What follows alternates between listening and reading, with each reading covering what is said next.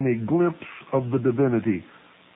And there, upon an altar, you behold a snake, or a crocodile, or a cat, or some other beast, a fitter inhabitant of a cavern or a bog than of a temple, or a giant penis, the Phallus of Osiris, which Isis had substituted upon the altar of Egypt.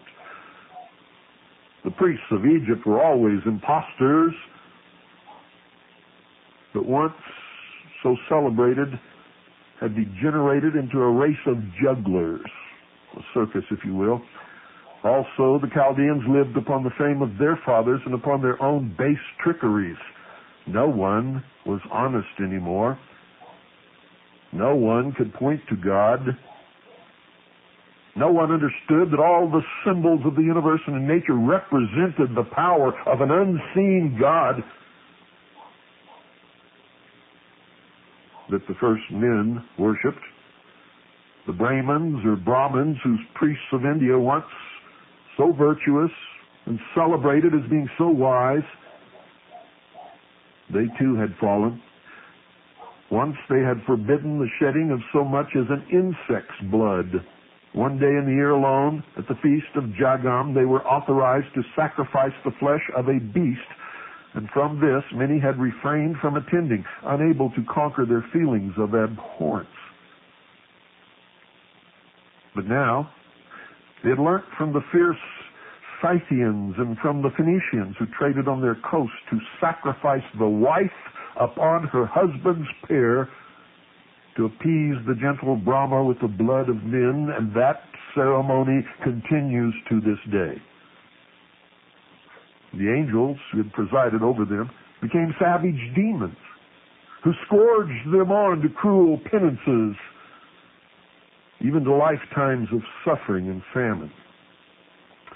And in the sacred groves where once the Brahmin fathers had taught their precepts of love, men emaciated, careworn,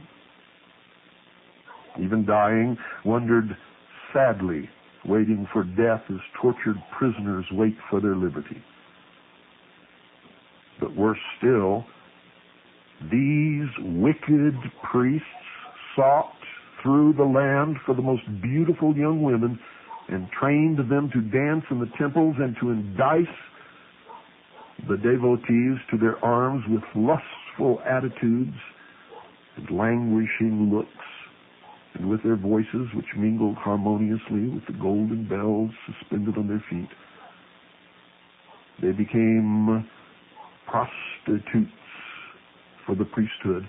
They sang hymns to the gods in public and in private, enriched the treasuries of the pagoda with their infamous earnings. And thus a pure, very simple religion was debased by the avarice and lewdness of its priests, till the temples became a den of thieves. So prostitution sat enthroned upon the altars of the gods, and today it continues, although prostitution in a different way. Most religious meetings today are spiritual consumerism. Begins with a problem, and when the hour is over, the problem has been solved, and the coffers of the priest, the minister, have been filled in the process. Greece and Rome, buried in sloth and luxury, did not escape the general contamination.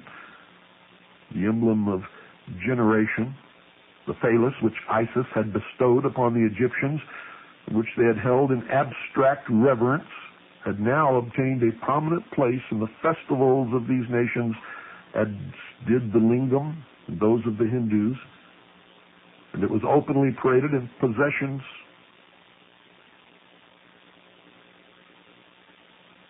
before guests in the home, in processions in the streets. It was worn by Roman nations in bracelets upon their arms. It adorns our nation's capital as the Washington Monument and stands mocking us in Dealey Plaza in Dallas, Texas. The sacred festivals and mysteries which they had received from the Egyptians and for which the women had been wont to prepare themselves by continence and the men by fasting, were now mere vehicles for all the depravities and deceptions of the very lowest kind.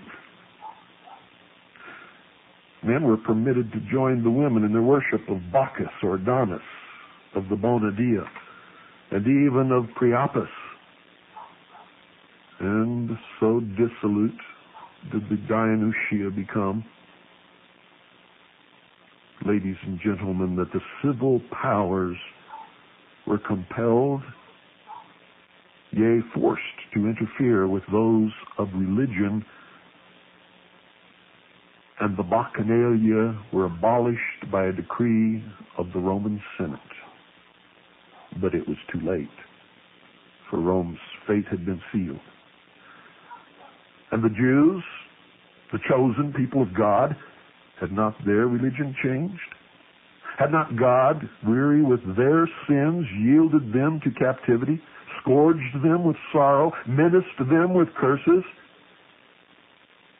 And isn't the state of Israel more a secular state than a religious state today, despite the claims of Zionism? They worshipped Baal, Peor, the Priapus of Assyria. They sacrificed their children to Moloch. They had dancing girls in the holy temple. This corruption spared no race, no people, no religion, and no one can point to any other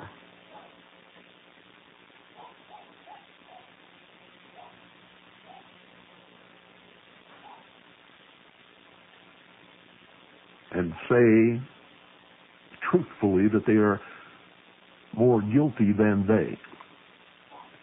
For all are guilty. All people, all religions, all nations, all over this world have destroyed the simple precepts of all of the different religions of the world. And none resemble even slightly what they began to be. And I'm not going to go deeper into particulars that are so degrading to human nature. I can see you squirming on your seats as it is. So I will have mercy. I will instead invite you to follow me by steadily listening to the hour of the time to a corner where you may begin to more readily understand where we are at and where we are going, for there are many who have traveled this route before in the history of the world.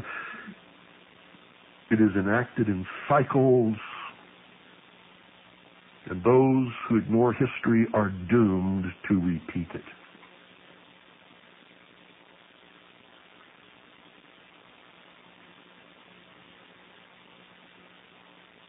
There is a place in the world where, at least for many ages, religion was preserved in its pristine purity, and whose priests, through a barbarous soldiery, were received as martyrs, they claim, in heaven before they had even learned to be names upon this earth. It was an isolated spot unknown to the world in the earlier ages of vice. It is now a kingdom renowned for its once great power that encircled the globe, and for its luxuries from hemisphere to hemisphere, and for its civilizing influence, and also its abject cruelty. It was encircled by the blue waters of the German and Atlantic seas and abounded in the choicest gifts of nature. It was called the White Island, from the cliffs which still frown so coldly upon Gaul and the land of green hills.